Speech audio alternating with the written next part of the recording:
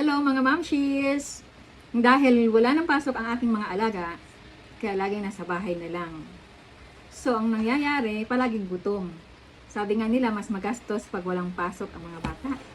Kaya ngayon, magpe-prepare akong gagawa ng special request na maha blanca.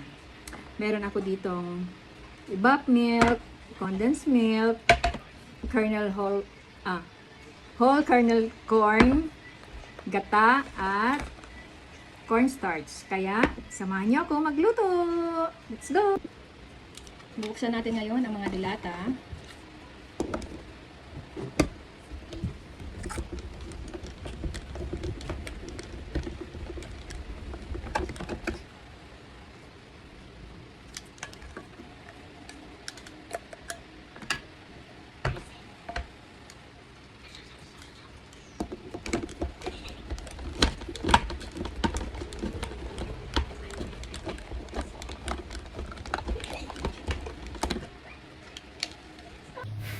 Sa kawali, ilagay natin ang cornstarch, pero wala pa siyang apoy.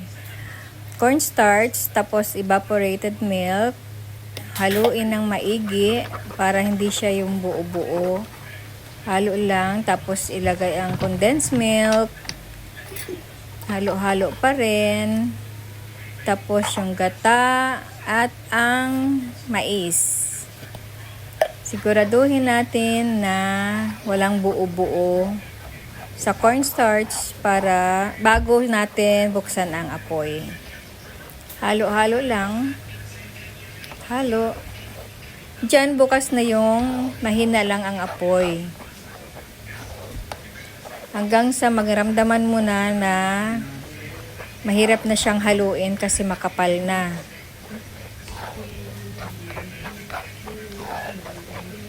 Halo ng halo para hindi siya dumikit.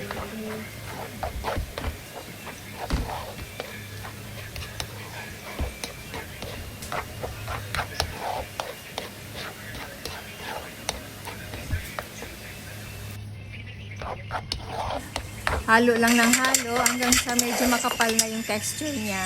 Lagay na natin sa lalagyan. Careful, careful kasi mainit. Sarap. Tapos, lalagyan natin siya ng cheese.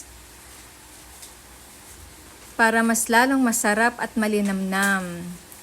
Ganyan. Thank you for watching. Please like and subscribe.